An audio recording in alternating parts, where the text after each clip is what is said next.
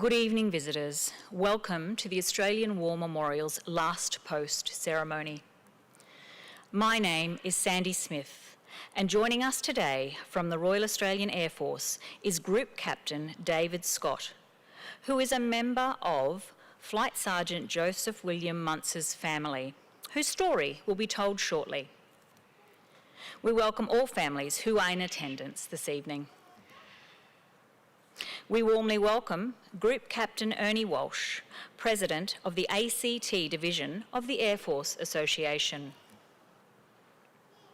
As always, we welcome the veterans who have served, those that are still serving, and the families that love and support them. The live stream of this ceremony is made possible by the Returned and Services League of Australia and the RSL and Services Clubs Association. We welcome members who are watching the broadcast of this ceremony across Australia. During this evening's ceremony, wreaths will be laid at the base of the Pool of Reflection by family and visitors to the memorial. If you are able, I now invite you to please stand and join in singing the national anthem.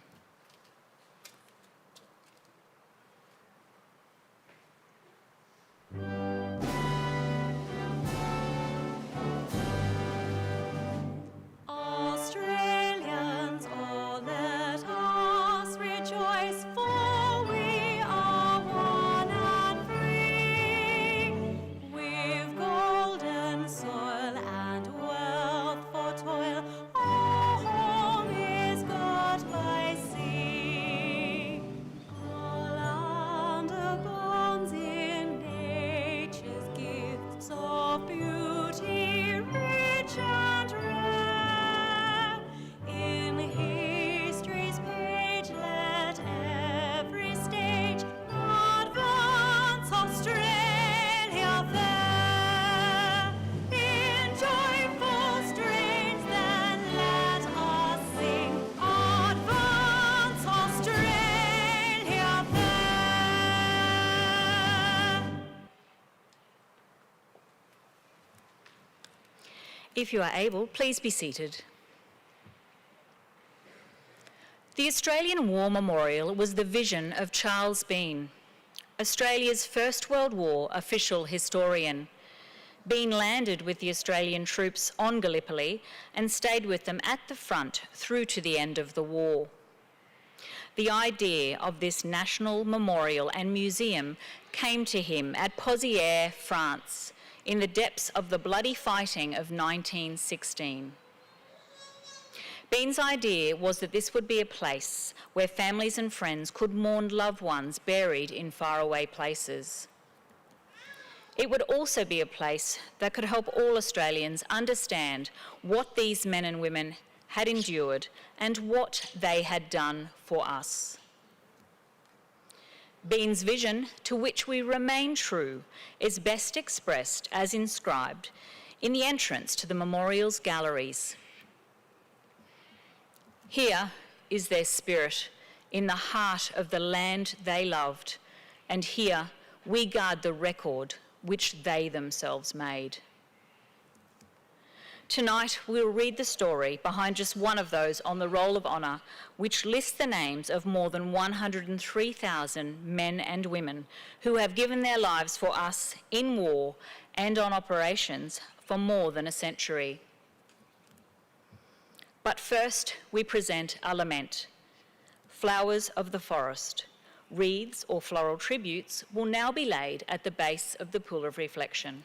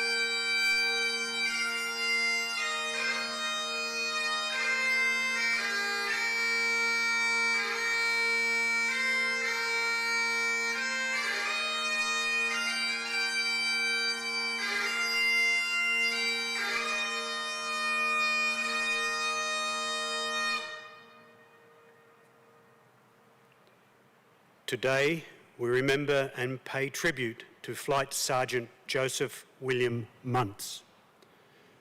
Joseph Muntz was born on the 2nd of November 1920 in Nathalia, Victoria. Known as Joe, he was the eldest of 3 sons born to local farmers, Leslie and Ella Muntz. Joe received his early education at the Ulama Public School and later attended Nathalia Elementary School. He left school in 1934 and began working on the family property, Elswood, managing teams of horses used for ploughing and harvesting. Joe enlisted in the Royal Australian Air Force on the 27th of February 1942. Mustered as aircrew, he later trained at the Wireless Air Gunners School.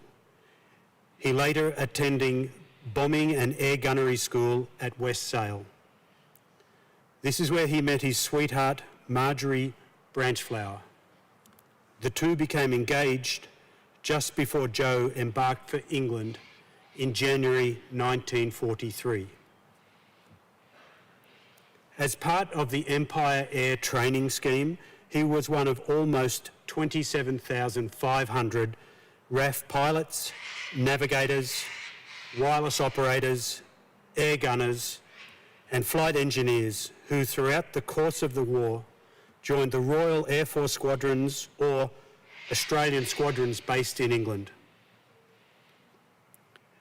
Joe Muntz arrived in England on the 19th of March 1943 and joined No. 27 Operational Training Unit in April. Based at Lichfield, he and his comrades were trained as night bomber crews and learnt to operate the Vickers Wellington medium bomber. In May, Joe was promoted to Flight Sergeant before travelling to the Royal Air Force Base at Lindholme, where he joined a heavy conversion unit. Over the months which followed, he learned to operate the new heavy bombers, including the Lancaster and the Halifax. On the 12th of October 1943, Joe Muntz joined his first operational unit, No. 460 Squadron, Royal Australian Air Force. Based out of Binbrook in the northeast of England, the squadron's operations formed part of the Allies' strategic bombing offensive against Germany. He soon found himself in the thick of the fighting, undertaking several raids on German cities, including Hanover and Kassel. In November, the Battle of Berlin recommenced, continuing the Allied strategic offensive against the German capital. Joe and his comrades took part in several successful raids. On the 23rd of November, they took off in Lancaster W4162 to undertake another routine attack on Berlin. Despite encountering heavy flak and cloudy conditions, the attack was largely successful, bringing the total weight of incendiary and explosive bombs dropped on Berlin to some 5,000 tonnes. However, Muntz and the crew of Lancaster W4162 had failed to return to base and were all listed as missing in action. Joe's commanding officer wrote to Joe's father, "It is of some consolation to know that quite a number of airmen reported missing are eventually found to be prisoners of war. And I sincerely hope that it will be my pleasure to let you have such good news of your son and the other members of his crew before long." Nothing further was heard of Muntz and his comrades for several months, and in May 1944, their names were published in a German casualty list, and they were then listed as missing, presumed dead. Their deaths were confirmed a month later when a surviving member of the crew was located in a prisoner of war camp in Germany, and he told authorities, "Our aircraft was attacked by a fighter at 21,000 feet over Lübben unter Spree. Fire broke out and the pilot gave the order to bail out. Almost immediately the aircraft exploded. I myself was blown out and landed by parachute. I was wounded and taken to a local hospital, where I was told by the Germans that all the rest of the crew had been found dead in or near the wreckage of the aircraft. Despite receiving this confirmation, it was not until March 1949 that the remains of the crew were located. They were found buried in a wood near the scene of the crash. They were exhumed, identified, and reburied in the Berlin War Cemetery, where Joe Muntz and his comrades lie today. Joe's father passed away in 1946, not knowing this. Flight Sergeant Joe Muntz was 23 years old. His name is listed on the Roll of Honour to my left, among almost 40,000 Australians who died while serving in the Second World War. His photograph is displayed by the Pool of Reflection, and this is but one of the many stories of service and sacrifice told here at the Australian War Memorial. We now remember Flight Sergeant Joseph William Muntz, who gave his life for us, for our freedoms, and in the hope of a better world.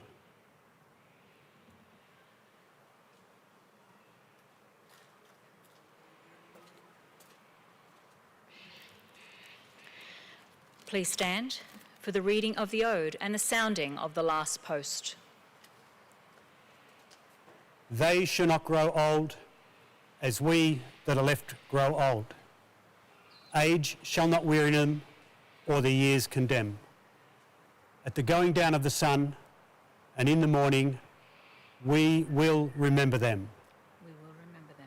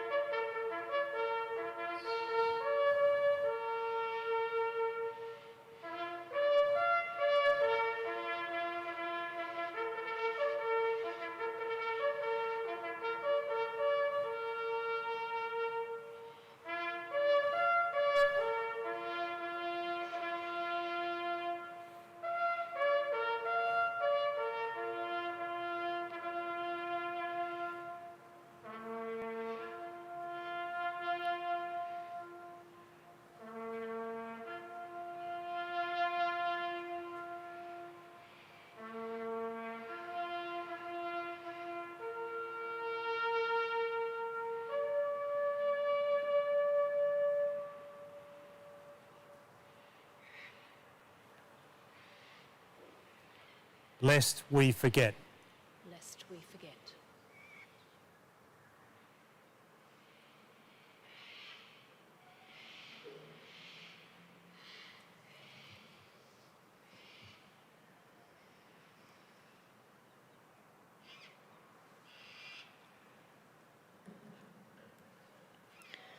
We leave you this evening with the words of the memorial's founder, Charles Bean. Many a man lying out there at Pozières or in the low scrub at Gallipoli, with his poor, tired senses barely working through the fever of his brain, has thought in his last moments, well, it's over. But in Australia, they will be proud of this. Ladies and gentlemen, girls and boys, that concludes the last post ceremony. On behalf of the Director, staff and volunteers, thank you for visiting the Australian War Memorial today and for your continued support during the Memorial's development project. We wish you all a very pleasant evening. Thank you.